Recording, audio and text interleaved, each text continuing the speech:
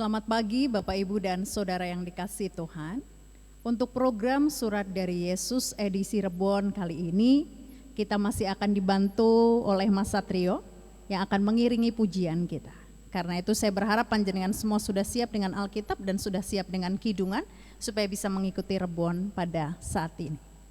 Mari kita siapkan hati kita terlebih dahulu di dalam doa. Tuhan yang mengasihi kami bersyukur karena setelah Engkau izinkan kami untuk beristirahat. Pagi hari ini Engkau beri kesempatan kami untuk bangun, bahkan Engkau melengkapi kami dengan kesehatan dan berkat yang berkelimpahan. Kami meyakini Tuhan, itu bagian dari pemeliharaan yang Tuhan berikan bagi kami. Dan agar kami lebih bertanggung jawab menjalani hari ini seturut dengan kehendak-Mu, kami akan mengawalinya dengan persekutuan doa.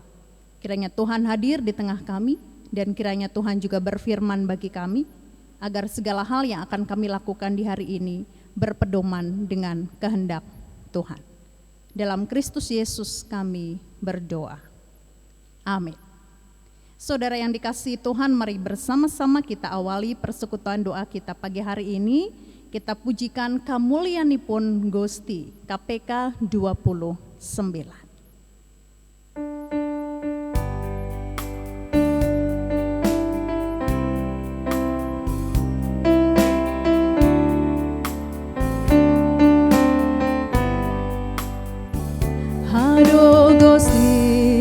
Lamun kula nyipati lintang abyor hingga lukan sepi wagung leger hing duduk ing akoso kula ngungun gunging kamulyanto nyawa kula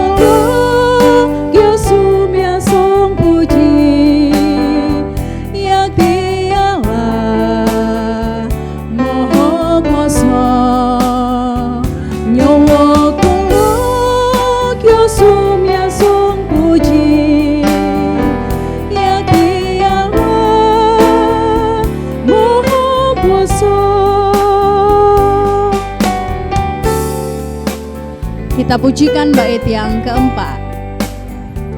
Langkong ageng gunging sesu setranto kang ngorbankeun Sang Kristus Sang Putra sinalepkeun sedo tedap breng broko breng manungso basuki saminyo nyawa kula kyosum yasong puja yaki Allah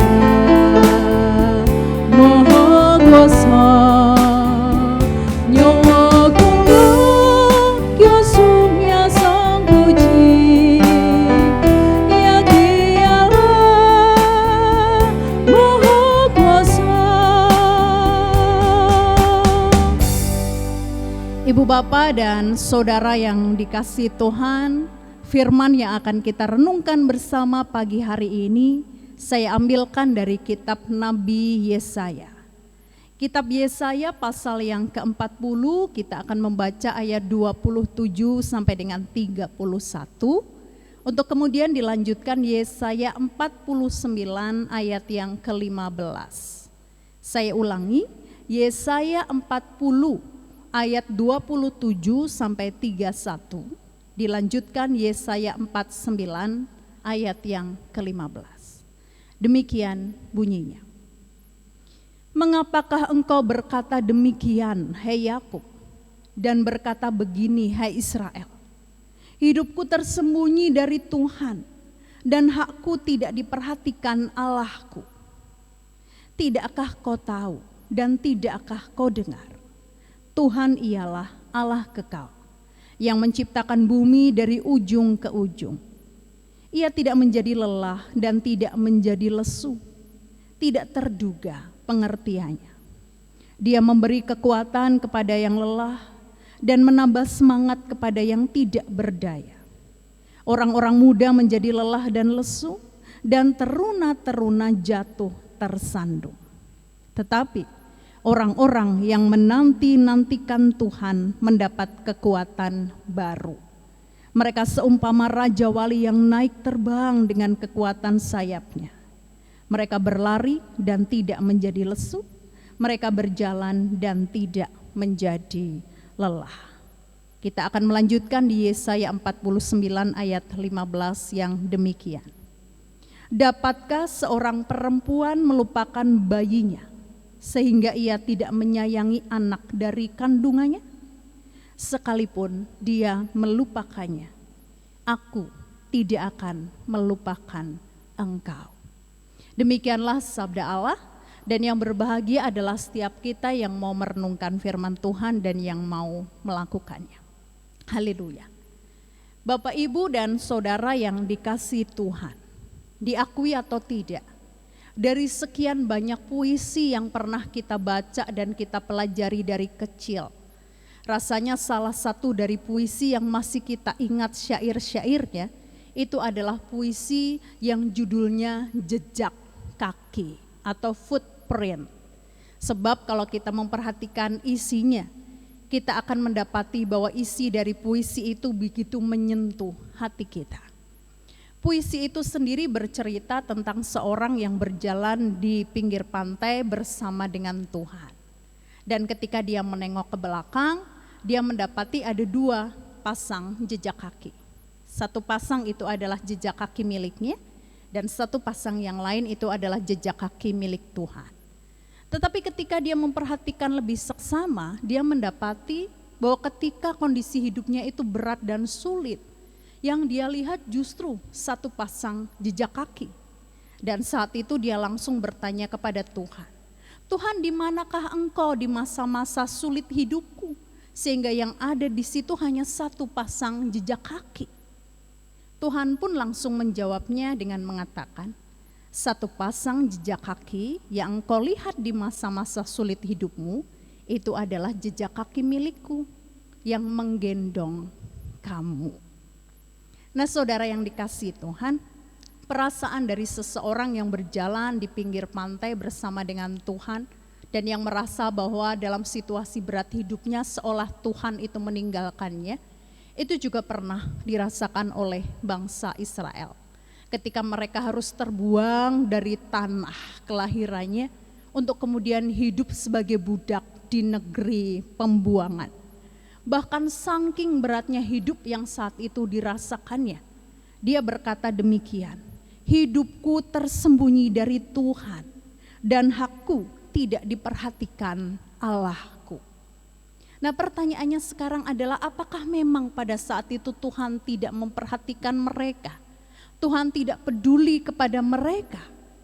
Kalau tadi saudara memperhatikan dengan seksama pernyataan Tuhan melalui Yesaya yang ditulis di pasal 49 ayat 15 yang berbunyi, dapatkah seorang perempuan melupakan bayinya sehingga ia tidak menyayangi anak dari kandungannya? Sekalipun dia melupakannya, aku tidak akan melupakan engkau. Rasanya kita mendapati bahwa Tuhan itu pribadi yang tidak akan pernah meninggalkan kita. Sebab Tuhan menggambarkan dirinya lebih dari seorang ibu.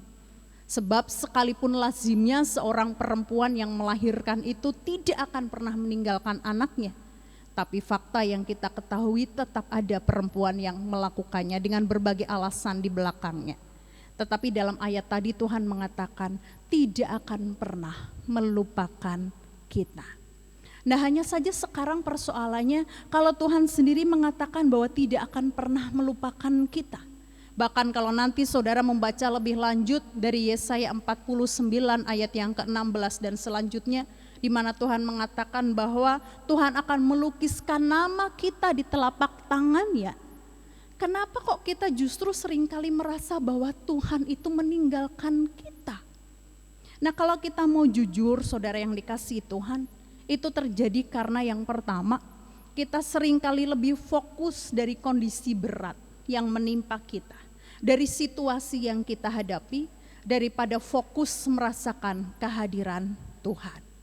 Selain itu yang kedua, kalau kita mau jujur, kita juga sering beranggapan bahwa kehadiran Tuhan itu hanya akan kita rasakan kalau kondisi kita membaik.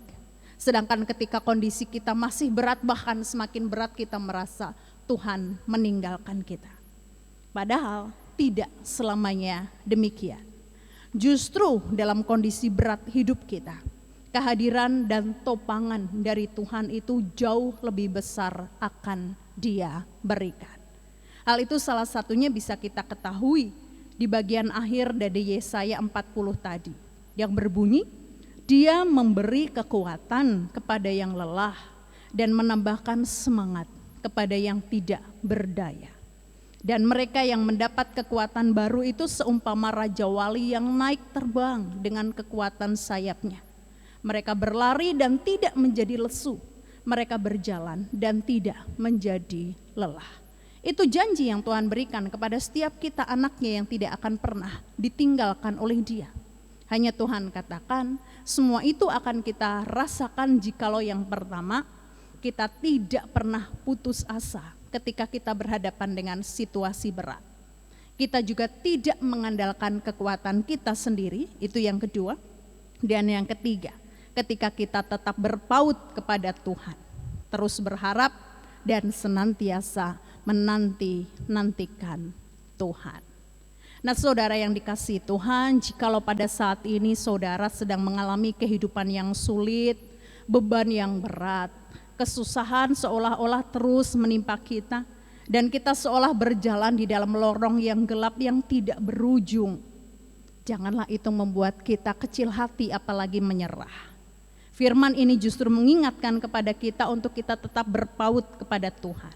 Sebab kasih dan pemeliharaan Tuhan melebihi kasih seorang ibu kepada anak kandungnya sendiri.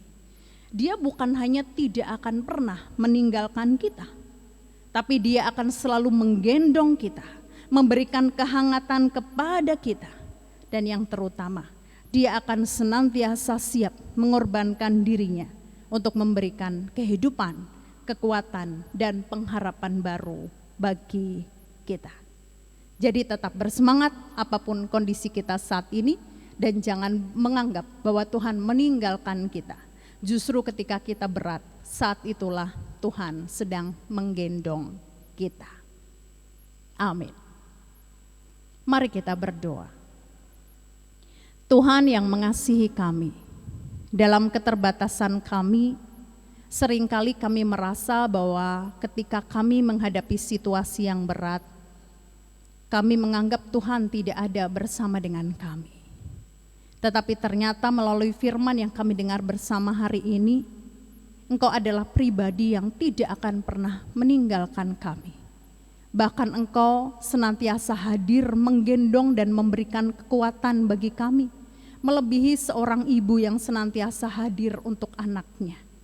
Sebab kehadiran Tuhan bukan hanya akan memberikan kekuatan bagi kami, tapi kehadiran Tuhan juga akan memberikan kehidupan dan semangat baru bagi kami.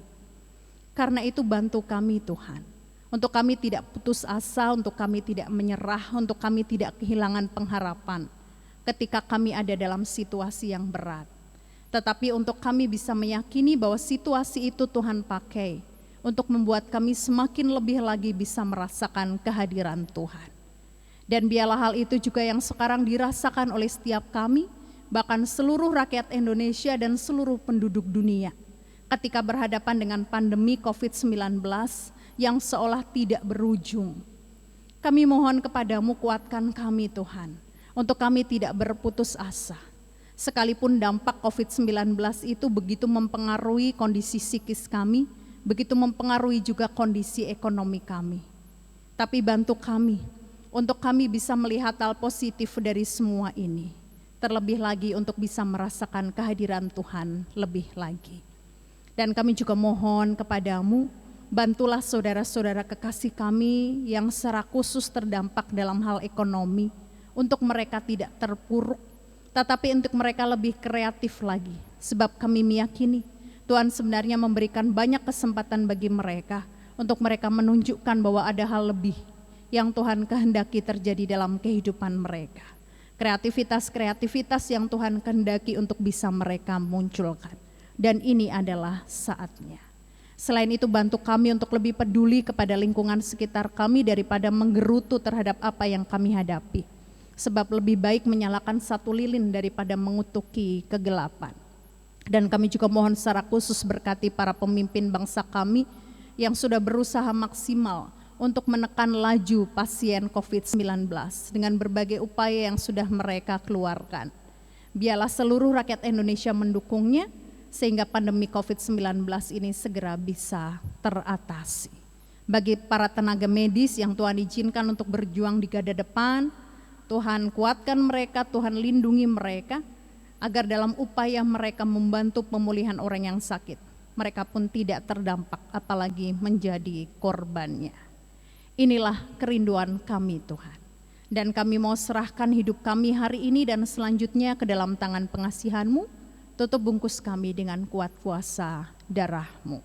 Jauhkan kami dari sakit penyakit, mara bahaya, malapetaka, kecelakaan, bencana alam. Jauhkanlah kami dari segala hal yang akan mengganggu kami baik yang kelihatan maupun tidak. Tapi biarlah kuasa tangan Tuhan yang menuntun setiap perjalanan kami. Kami akan tutup doa kami dengan doa Bapa kami.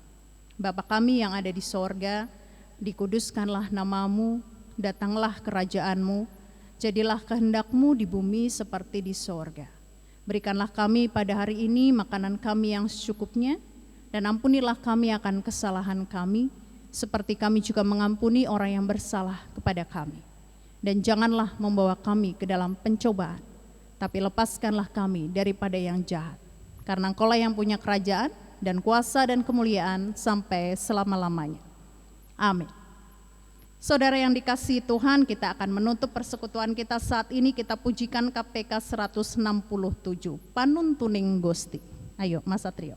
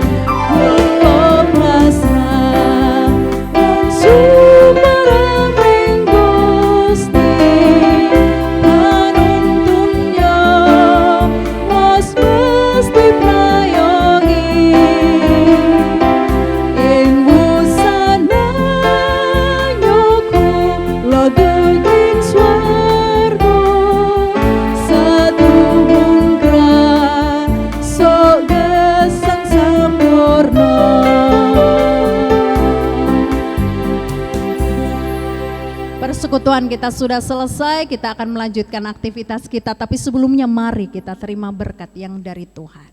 Tuhan memberkati saudara dan melindungi saudara. Tuhan menyinari saudara dengan wajah-Nya dan memberi saudara kasih karunia. Tuhan menghadapkan wajah-Nya kepada saudara dan memberi saudara damai sejahtera. Amin.